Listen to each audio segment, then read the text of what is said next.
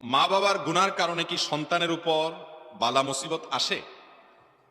মা বাবা যদি কোনো পাপ করে, কোনো অপরাধ করে, কোনো অন্যায় করে, যত খারাপ কাজই হোক না কেন, এর জন্য সন্তানের উপরে কোনো দায় দায়িত্ব, বিশেষ করে ওই পাপের প্রায়শ্চিত্ত শাস্তি সন্তানকে কখনো ভোগ করতে হয় না, হবে না। কারণ আল্লাহ রাব্বুল আলামিনের কাছে কোনো জুলুম বলতে কিছু নেই।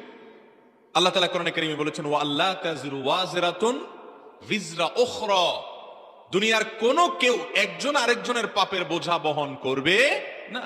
আল্লাহ আরো বলেছেন, ওয়া আল্লাইসা লিল ইনসানি ইল্লা মা সাআ, মানুষ নিজের জন্য যা করবে সে ওইটার বিনিময় পাবে, আরেকজনে কি করলো নেকামল সেটা সে পাবে না। এজন্য কোনো বাপ খারাপ দেখে সন্তানকে খারাপ বলা যাবে না। আমাদের সমাজে দেখবেন একটা বাপ কথার কথা চুরি করছে, হয়তো কোনো একটা আকাম করছে, বাপ তো পরের কথা, অনেক সময় ভাই দূর খারাপ কিছু করছে, তো দেখা যায় ওইটার জন্য ভাইকে ভৎসনা করা হয়, ছেলেকে মানুষ দোষারোপ করে, তার সাথে মানুষ খারাপ আচরণ করে, আছে না নাই?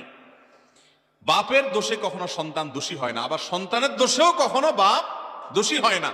যার যার দোষ তাকে পাবে।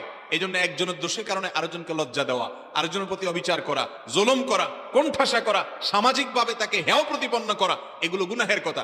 গ্রামাঞ্চলে এগুলো অহরহ হয়ে থাকে, যে কোনো কারণে ছেলে হয়তো একটা অপকর্ম করেছে, বাপ বেচারা আর কোথাও উঠতে পারে না, কোনো সমাজ তাকে নেয় না, তার সাথে কথা বলে না, আছে না নাই? এগুলো হারাম এবং নাজায়েজ কাজ, এগুলো করা যায় নাই। যার কারণে বাবার পাপ বাবাকে পাবে, মায়ের পাপ মাকে পাবে।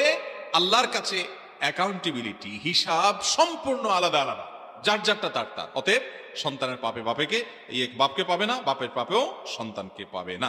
তবে হ্যাঁ, কিছু কিছু কর্মফল আছে। বাপ যেরকম খারাপ যদি পথে ছেলেকে পরিচালিত করে, তো তার ফল খারাপ হয়, সেটা ভিন্ন বিষয়। কিন্তু পাপের যে শাস্তি, সেটা কখনো একজন আরেকজনেরটা পাবে না।